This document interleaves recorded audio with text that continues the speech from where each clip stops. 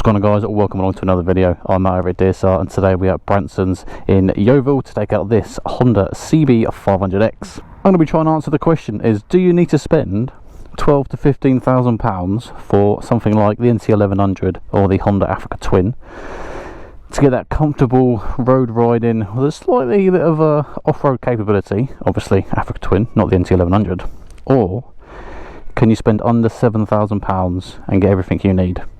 Well, let's jump on it and we'll find out what this bike's got. Starting us off then, let's have a look at the engine inside this. Now, the 500 engine from Honda is actually used across a few other different platforms. Obviously CB500X, CB500, CL500, CMX 500 as well.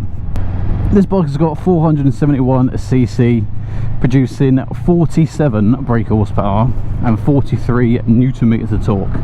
Luckily as well, this bike is A2 compliant straight out the box. Going to do a little bit of city riding this morning, and then we're going to head out into the back roads and the B roads and see how it handles when you open her up. Even though this is a smaller bike, smaller engine, it's not necessarily small in stance. I'm 6'1", and I actually fit quite nicely on this bike. I am quite upright. It's got a nice distance from myself to the handlebars. The pegs are in front of my hips, which is always going to mean that there's not going to be that much strain on the knees. Always ideal on those long distance journeys. It's just good to see that it's not all built for the new smaller rider, because man's big. This bike is going to set you back £6,700, which in today's market motorcycles is actually pretty cheap. I believe there's 3 different colour options. You've got this, which is the red with a bit of black and a bit of white. You've then got the black, and then this is like kind of camo green, which actually I quite like. Doesn't feel the punchiest of parallel twins, but that's okay. Sometimes it's not all about out and out power or high numbers of torque. Okay, so city riding, 30 to 40 miles an hour. Wind protection is kind of in line with my eyebrows. There is a little bit of wind hitting the top of the helmet, but it's not too bad, assuming the screen's not the biggest. We'll see what it's like when we're doing B-road speeds.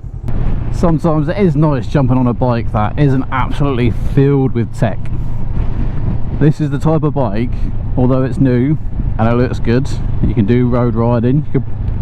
You could take this on a little bit of green lane, hard packed.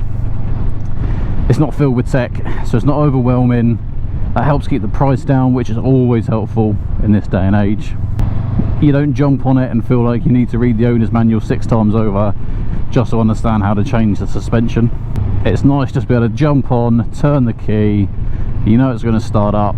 I say no thrills, but sometimes that's what you want. A bike that just works. Because it's light and there's not much to it, this thing flicks around really nicely. Just handles very well for the slow speed manoeuvring. You gotta love the UK. It's like 22, 23 degrees at the minute and it's still raining. Beautiful. I'm gonna say let's look at the electronics on this bike. Like I said, this is a simple bike, which means there's not a lot of electronics. Starting off at the front, we have got LEDs for the headlights.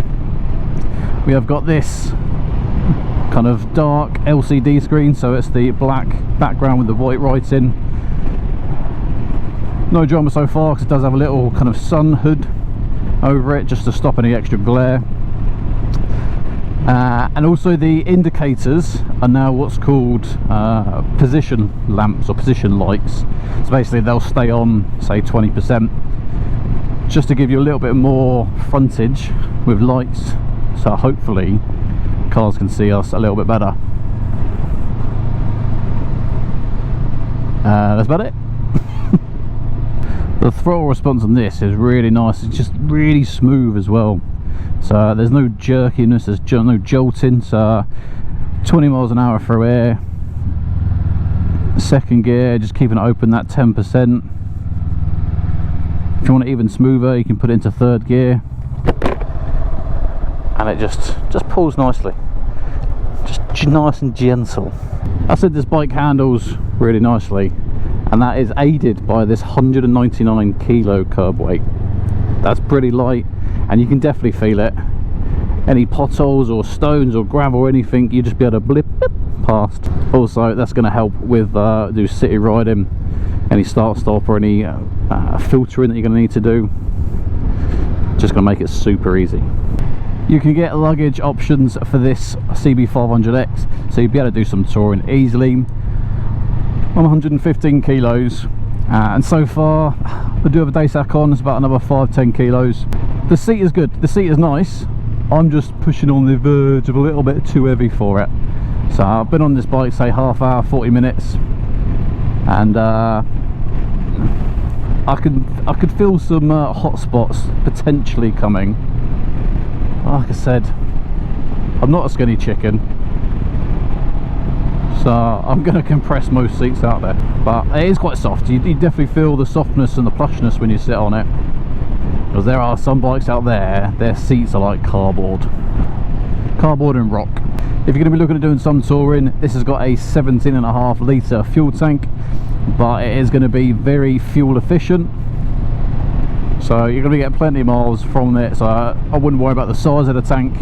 This bike isn't about excitement, because even in 4th gear there's definitely a lot of vibe starting to come through.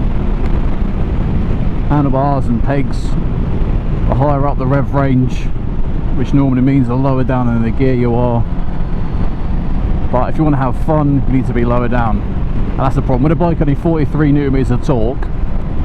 It's not got a whole lot of punch for it to be an exciting bike, and that's okay. At £6,500, I'm not buying this bike thinking it's going to be the most exciting one out there. I'm buying this for its practicality, its comfort, its cheapness, let's call it that. 6.7 is pretty cheap nowadays. See, when I was on a Ducati Multistrada V4S the other week, that was pushing 27 grand or something like that. So at the minute my fuel consumption is saying 23.2 miles per litre. So 23.2 times 17.5, not too shabby.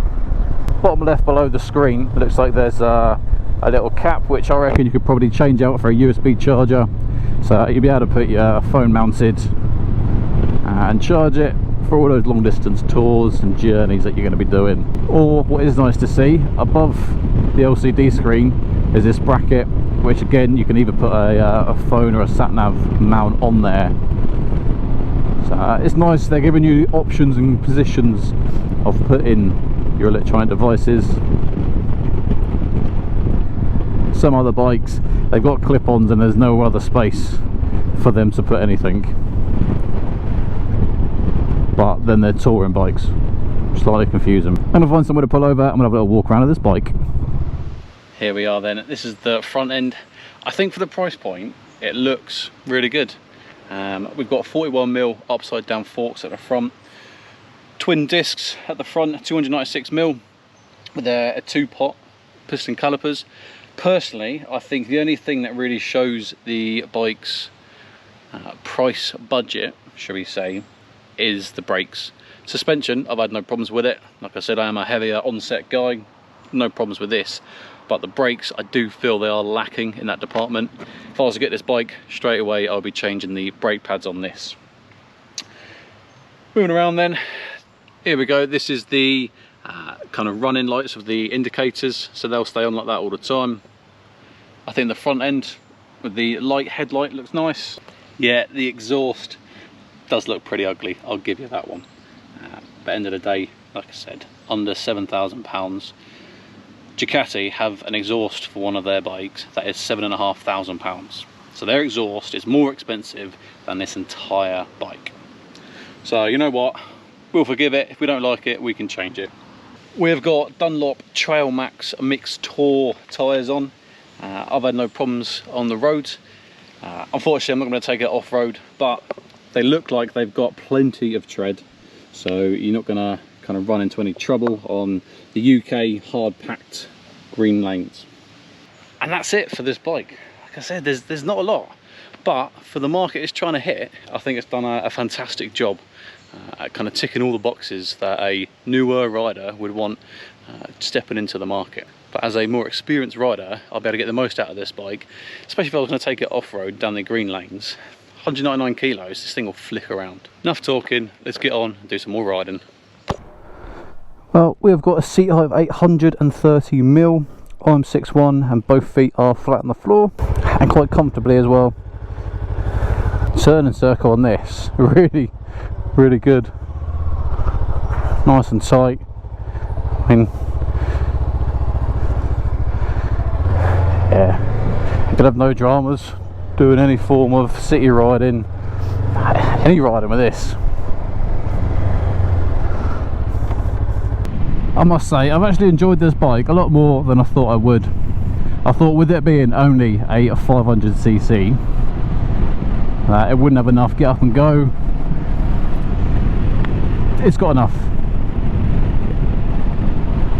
Honestly, if you're in the market for a middleweight bike, come and check this bike out. Like I said earlier, the only kind of area for me where it shows its price range is really the brakes. But fortunately, that's an area that can be easily fixed. New brake pads, new brake lines if you wanted, discs. There's enough areas that you can change to make these brakes spot on. I've had no issues with the suspension, which is always a good thing, because changing the suspension is a bit more expensive than changing the brakes. I'm out this afternoon on the CMX500, so same engine, different platform. That's a cruiser, so I will see how it handles and see the characteristics of it in the cruiser setup. Sometimes the same engine can perform differently on the type of bike it's in.